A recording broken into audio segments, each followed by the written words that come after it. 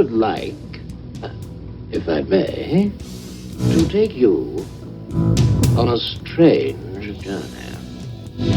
Hello, everyone, and welcome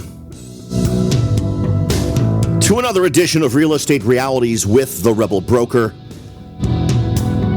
My name is Robert Whitelaw, and I am the Rebel Broker.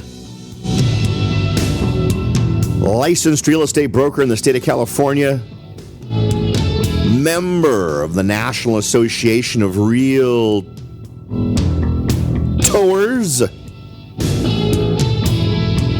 But please, don't hold that against me. Welcome to Wednesday, everyone. We're halfway through. Hold on, everything will be fine.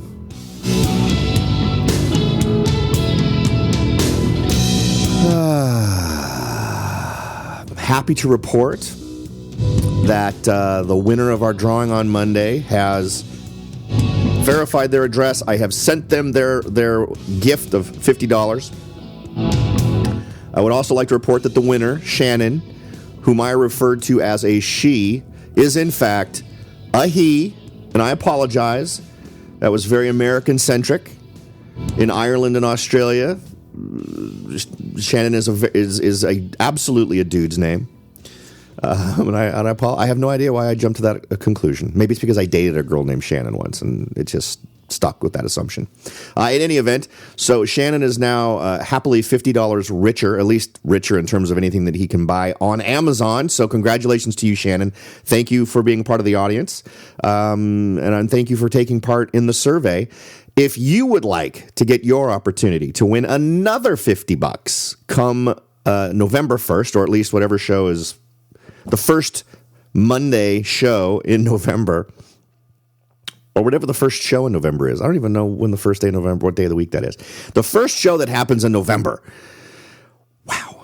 That is the show when we will dish out yet another $50 thank you to the lucky person who gets drawn, who has participated in the survey. Now, the way to do that, you may ask, how do you potentially win your $50? Head on over to therebelbroker.com, click the button at the very top that says, take the survey to support the show. At 2 different points during that process, you will be asked for an email address. Use the same email address both times. By doing that, you will solidify your position in the drawing for the next $50 gift. And you will have my undying thanks for participating in the survey and helping the show grow and move on to the next level so that I can provide even more value and more great stuff on a weekly basis. So there you go. While you're there, if you're in the mood and you want to reach out, feel free to click on Contact the Rebel Broker. You can send along any ideas, suggestions, observations, or questions that you might have. If you prefer to just jump right into your own email client and send me a message, feel free to send it to therebel@therebelbroker.com. I try to keep that stuff as simple as possible, so there you go. And finally, again, I wish I could take credit for this name. If you would like to join the Rebel Underground, the name cooked up by a listener, thank you very much. Go ahead and text the word Rebel Broker to 44222. That's text the word Rebel Broker to 44222. Follow the prompts from that point, and you can add your email address to the list, and you'll be a member of the Rebel Underground, where you're going to get information on stuff coming. I'm hoping it's also going to be a give and take thing. So it's a group that'll allow you to hear what's coming, hear what kind of free offerings are around the corner, and be able to provide feedback, that type of wonderful stuff. And also, I am not someone who is going to spam you. You're not going to get daily emails from me begging you to buy X, Y, or Z. It's strictly going to be a way for me to share. I'm planning on starting at least a monthly article series where I'm going to get a little bit more in depth in terms of writing an article, so you can consume that at your leisure. But I'll also include any other magical stuff. So if I produce different how-tos in a PDF format, or great documents you could use to sort of jump through the hoops of a step-by-step process to analyze a property, or to come up with the best path for you to move through an escrow. If I create those sorts of documents, I'll be providing those to the folks that are members of the Rebel Underground. So feel free to take advantage of that by texting the word Rebel Broker to the number 44222. Okay. We got a few interesting things. This is kind of I guess the thing to start off with would be that I'm taking a put my money where my mouth is approach to a lot of this stuff. I've been hemming and hawing, and I've been including you in my hemming and or hawing relating to steps I'm taking in my own personal strategies relating to real estate. And I have decided that I think it makes a whole lot of sense for me to sell the home that I currently reside in, because it's at such a point where I can make an awful lot of profit from the house. And I like the idea of going with a situation where my cash flow is dramatically improved by then moving into something that's less expensive but still satisfies my needs, and then I can funnel that money I'm saving into other real estate properties. So, to that end, we're going to kind of have this theme going through here. We're going to talk about wise choices to make when you're remodeling. And I think what I will also do, I'll post up to Pinterest, and I will probably post those directly into the show notes for today's show, which you can find at therebelbroker.com. Pictures of the work I'm doing in my kitchen. I am one of those folks who believes in doing everything I can do to reduce costs. So my plan right now is I had to take an honest look at my home, and I've talked about this before, and say, what are its weakest points? If someone comes and looks at this home, what are its weakest points? How can I focus in on its strengths? And really the two weakest things in this house are the kitchen and the master bathroom. So I'm going to start there. So project number one was to start tearing down some dark wood paneling that covers several walls in my kitchen. And I tell you what, I was possessed on Saturday, and I just suddenly decided, you know what, this is the way to go. So I got myself a crowbar and started ripping that stuff off the walls.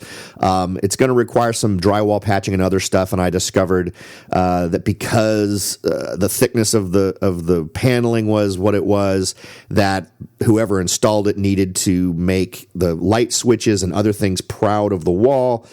The pantry, I discovered, wasn't really installed very smartly. It wasn't attached to any of the beams in the wall. It was only attached to the frame on the front. So a lot of goofy stuff that I can easily solve. These aren't very complicated. But what I'll probably do is, through sort of a photo process, share with you the things I'm doing myself. I'm going to go ahead and consult with two different kitchen cabinet folks and have them come in, do their measurements, and give me a bid for the kind of cabinets I want. And we'll see where it goes from there. But I want to sort of include you in the process so that you're seeing what I'm doing and you're understanding the choices that I'm making, and hopefully doing something that, once it's all said and done, is going to result in a greater level of profit. Now, my budget for this work is I want to keep it all below $25,000. And my thinking is that by keeping it below that amount, I'll be able to turn that $25,000 in expense into an extra $100,000 in the price tag of my home. I've shopped around other homes in this area. I've taken a look at some competing homes, seen what they've sold for, compared square footage, rooms, appointments, in terms of how up to date are they in different areas. And those are the things I think are going to make a difference. Now, I think that by doing this, I'm going to achieve several things. So these are the reasons why, and these are motivations that I want you to think about in your own personal experiences. First, I believe I'll draw more buyers, right? Drawing more buyers equals higher potential for multiple offers. Two, I believe that by being more move-in ready and satisfying some of those emotional needs of what folks want out of a house right out of the gate, I'm going to get more money. So I'm going to get more money, I'm going to get it faster, and I'm probably going to get it for the terms that I want. Now, my alternative in thinking through this process was to not do that, to have a more aggressive price, drop the price that's, in other words, if the typical home that's similar to mine is currently, let's just use a round number, selling for $1 million, then maybe I would list mine for $900,000, therefore representing a greater bargain, so to speak, to folks who'd be out there buying. But the bottom line is, my goal is twofold with this. Not just to increase my monthly cash flow, but then to also potentially be able to purchase something with at least 20% down and then use the remaining cash to potentially put money down on another property. I'd love to turn this into a situation where I can go from owning one property that I live in to owning a property I live in and a property that's an investment. Now, given the amount I owe on this property and how much I'm likely to walk away with in this particular deal, this turns out to be absolutely possible. So we'll follow through this process. We'll see if this plan works out as I'm hoping.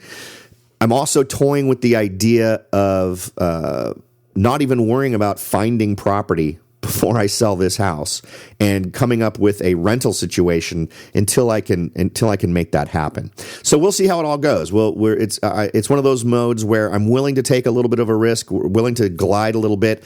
And I've talked a lot about different news items relating to where prices are going, and the truth is, if the predominance of what I've talked about in this show is true, there's a really good chance that the timing on this could be perfect. If I could get this place sold, either right at the beginning of the season next year or before the end of the year this year, I think I'd be selling at a very good point in terms of how much money I could get out of the place.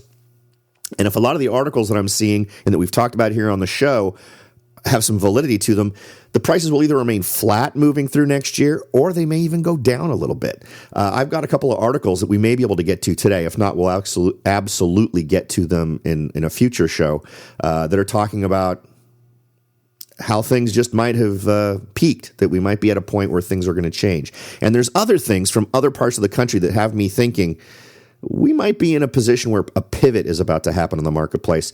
And if my timing is right, I can take advantage of that. So, and of course, these are all thought processes. I try to not make everything that I talk about very specific to my local marketplace. I try to generalize it enough so you can take the thoughts that are bouncing around in my head and generalize them enough for your own market. So it's about understanding what's happening with the numbers in your area. And that's really what I've done. So I feel like this would be a good move. I feel like even if it doesn't go well, right? So here's the other side. I'm also a guy who likes to have a plan B and a plan C and a plan D. And sometimes that's bad, and you need to not have that paralysis of analysis. But even in my worst case scenario, I don't see this as being a bad thing for me. No matter how I slice this, I end up improving my cash flow and my position to potentially purchase more properties on a more accelerated rate, simply because I'm able to put more of my monthly income into a fund that I save for to put specifically towards real estate investment.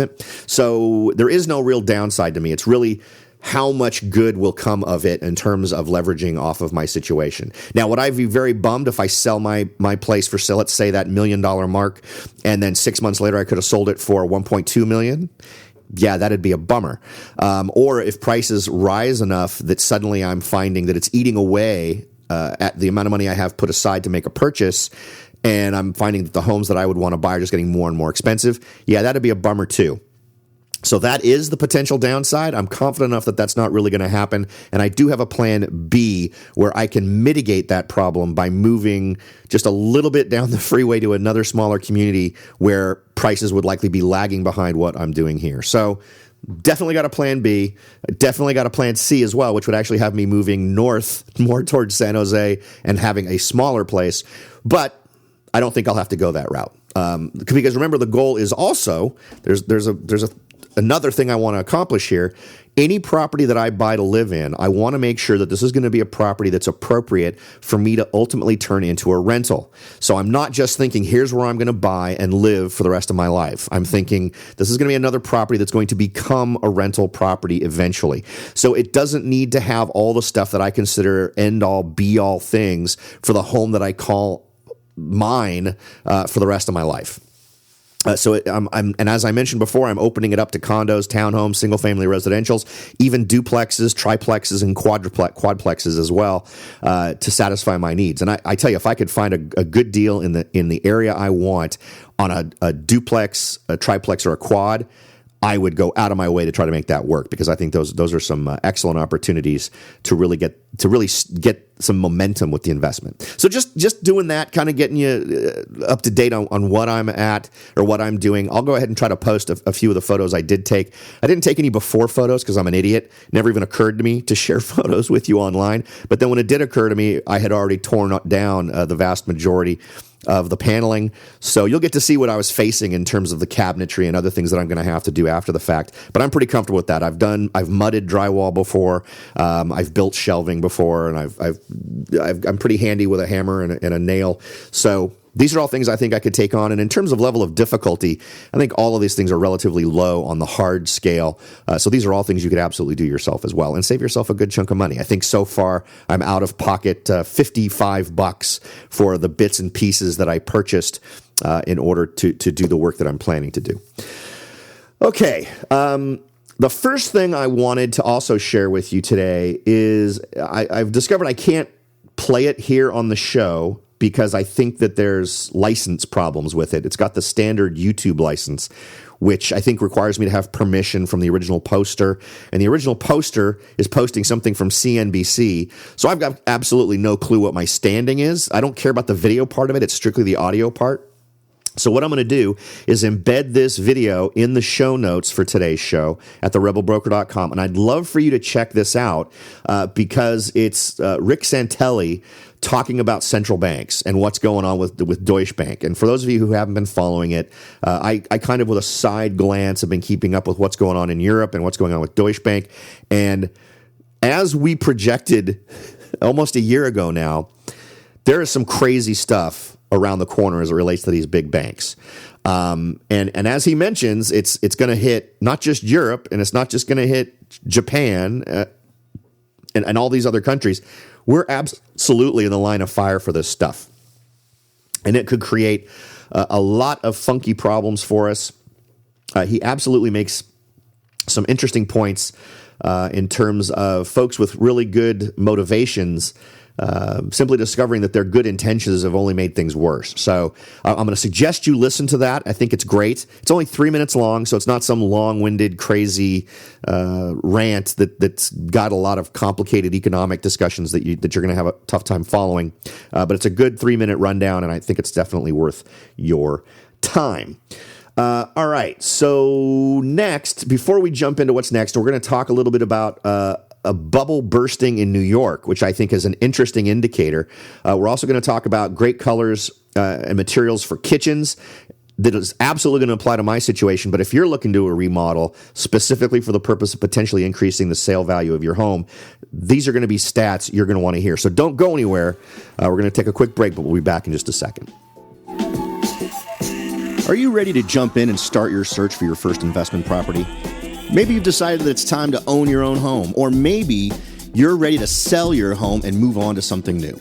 No matter what your goal is, the Rebel Broker can help. That's right, aside from hosting this show, I am also the owner, broker of Whitelaw & Sons Real Estate Services right here in Silicon Valley. With over 25 years experience serving Silicon Valley, Morgan Hill, San Martin, and Gilroy, I or one of my great agents can help you achieve your goals in real estate. So if you're ready to look into taking that next step towards achieving your real estate goals, point your browser at www.soldbyrobert.com. That's www.soldbyrobert.com and get in touch. Let me show you how I will earn your business and your respect. Again, that's www.soldbyrobert.com, or you can call me at 408-852-0525. California Bureau of Real Estate ID 00984-909. Welcome back, everyone. We've done a quick rundown, really, just of referring you to the show notes for today to check out a YouTube video relating to central banks that I think is really great. I think you should take 3 minutes out and listen to it. Unfortunately, I can't present it on the show because I don't think I have the rights to do so. But you can go to the show notes, check it out. The video will be embedded, so you don't have to jump all around to find it. It'll just be there ready for you to take a look at. And then I also talked about my personal plan, where I'm planning on going, and keeping you up to date on what's going on with it. I think actually a lot of what I'm going to do there in terms of my personal effort, I think I'm going to predominantly share the nitty-gritty details of that with the folks in the Rebel Underground. So that'll probably be the big ongoing segment that'll get covered for the folks who've decided they want to subscribe to that. We'll cover the big strokes of it here on the show, but to get into the details and what I'm actually going through, I think what we'll do is reserve it for that, just so that folks can really dig in. If they want to jump through the same thing and they want to see the steps I'm taking, they can use those as either cautionary tales to avoid the problems that I'm going to encounter, or they can use it as a template that hopefully you can move forward with to achieve the same thing yourself. The goal here is to keep prices as low as possible, not go with the cheapest upgrades. I'm not go with the cheapest upgrades guy, but maybe they won't be at the level I would get if I was planning to stay in the house. I want reliable. I want stuff that's going to work. And I realize that's going to cost me perhaps a little bit more, but I think that pays off in the long run. I think cheap, poor construction it reveals itself when anyone actually takes a look at it. So I think you're better off not doing that kind of stuff. All right. So let's jump in here first and talk about, I don't know whether to go to the New York City story or the color story. Let's go ahead and stick with the colors. So this is for kitchens, and this is a key one for me.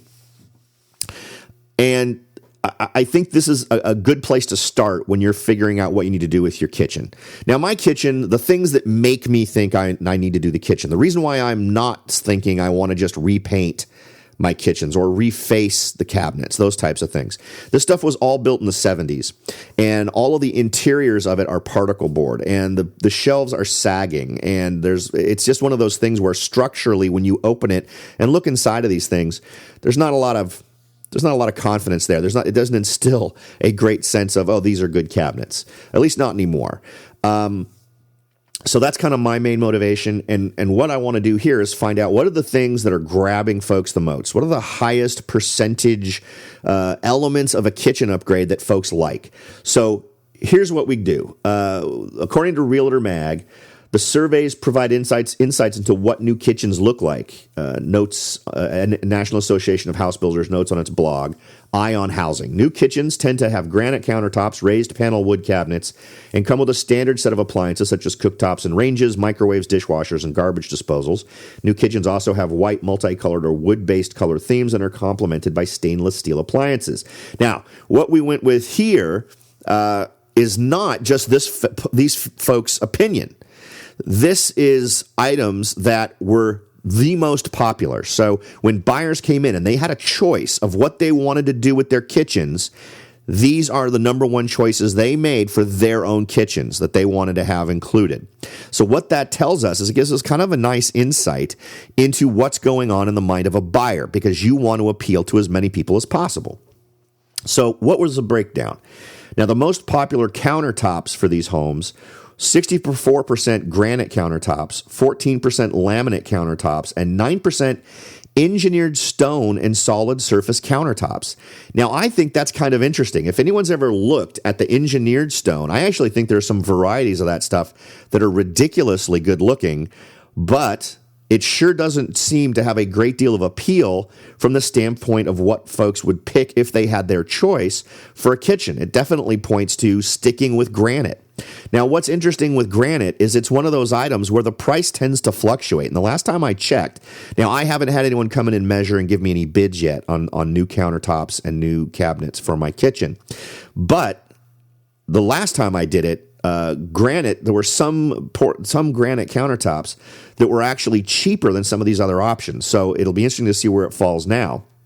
My feeling would be, since construction is so low in a lot of areas, you may be able to find more aggressive pricing for countertops just because folks are trying to move this stuff. So check around and see. That's totally me just guessing. I don't have any data yet, but I should have some data for you within the next few days or next week or two as I go through the process of seeing what these different costs are. Next, the least desired kitchen feature, laminate countertops, according to the National Association of Home Builders Consumer Preference Survey. The affordability of laminate may be a reason why they still remain popular, the survey speculates. The most popular countertop colors, according to the consumer surveys, are, and this is an interesting one because I would have picked probably the least preferred one. So that's why it's often a good idea to look at these surveys. 30% multicolored. So the most popular countertops are multicolored. That's my least favorite granite countertops. 26% white, so closely behind multicolored, and then 18% black. I dig some of the black stone countertops. I think they're cool looking, but clearly, if that's what you're doing from the standpoint of, I want to make something that's marketable, something where someone's going to say, I want to own this house because I love this kitchen, choosing that black option isn't the one you want to go with. You want to go with the multicolored. Now, the most popular backsplash colors. This one's kind of interesting, and I'm not sure what other options they had, but although I think the options I might select are actually in this list, but again, don't score very well. Number one on the list at 26% was white backsplashes. which to me is kind of interesting. And what's interesting to me is the one that's second. Now, second is half as popular at 13% is beige. The idea of a beige backsplash, I would cringe at seeing a beige backsplash for something I'd want. Number 12 is multicolored, and I kind of like that idea. I like a palette. I would enjoy a backsplash that kind of has those smaller little tiles with the accented with different shades of maybe blue or earth tones, those types of things built into the layout. So I would be the second least popular at 12%. 6% of folks like a gray backsplash. And the most popular color for cabinetry, which is interesting, and mine is, the way my kitchen is right now is very low on this list. 34% white is the most popular color for cabinetry. In my mind, one of the least practical colors if you've got kids. But for those of you who have kids, you know exactly what I'm talking about. But at 34%, that's a hard argument to make. The next closest is 20% with medium tone wood. And then the rest of them fall way behind. 9% gray, 7% wood, dark tone, which covers my current cabinets. And that was one reason why I was toying with just painting them white and moving from there. 6% multicolored, and I'm actually kind of surprised multicolored actually ranks that high at all. Most folks, I think, prefer solidly colored cabinets. The most popular colors for appliances, and this one is very interesting because we've been hearing for a long time that the number one choice on this list was out of style. People no longer wanted this. At 79%, the most popular colors of appliance, stainless steel. I can remember a couple of years ago where designers were talking about how stainless steel was no longer the thing. Folks wanted black appliances.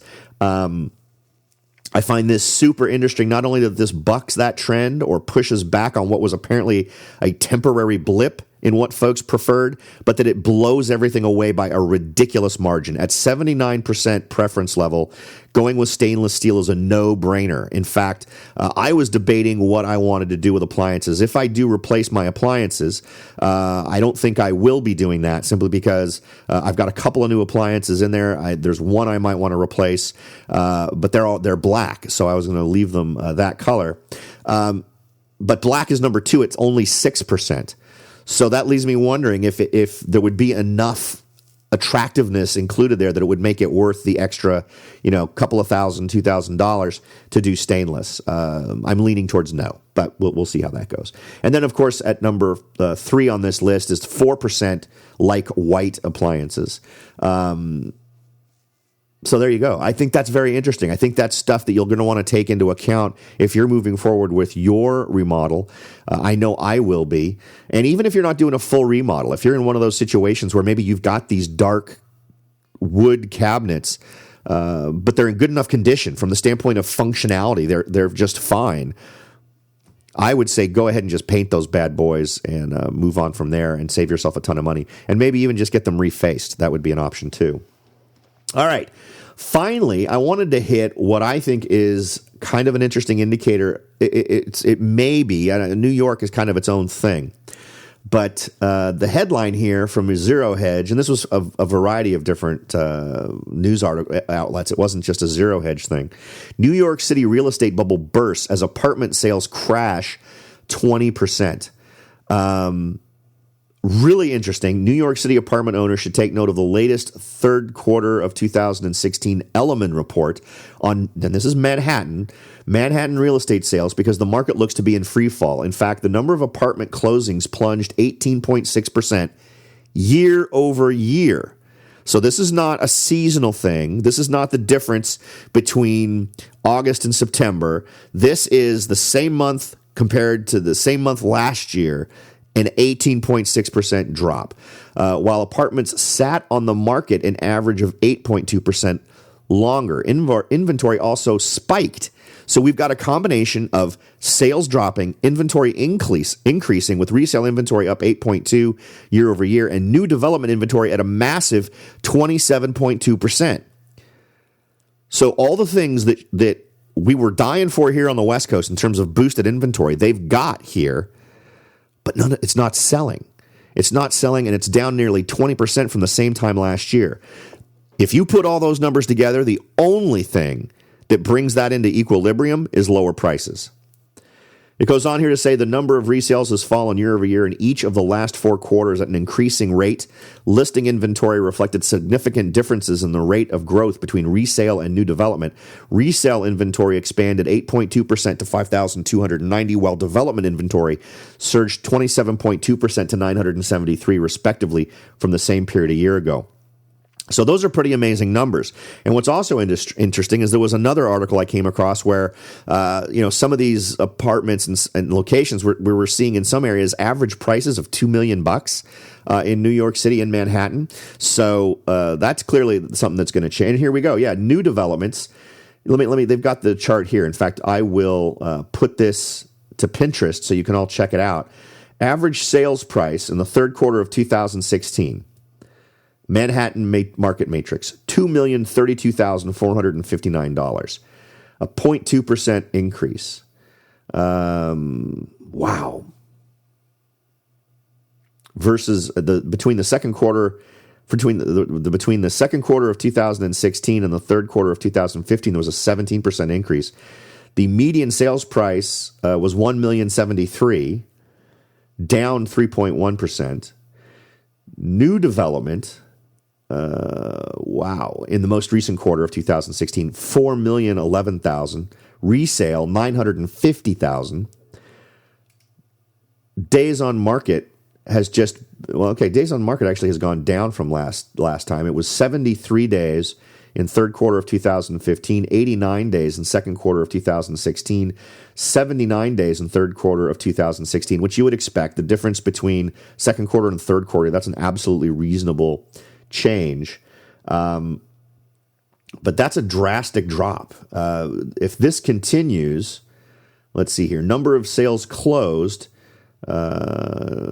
down, a big percentage, and days on market from last list date is about the same from third quarter to second quarter of 2016, but big increases from the third quarter of 2015.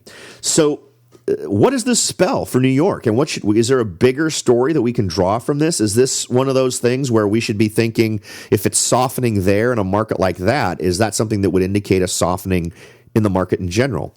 Well, I've always thought that if you start seeing the luxury markets really start to take a hit, you almost always start to see other segments of the market start to take a hit at some point.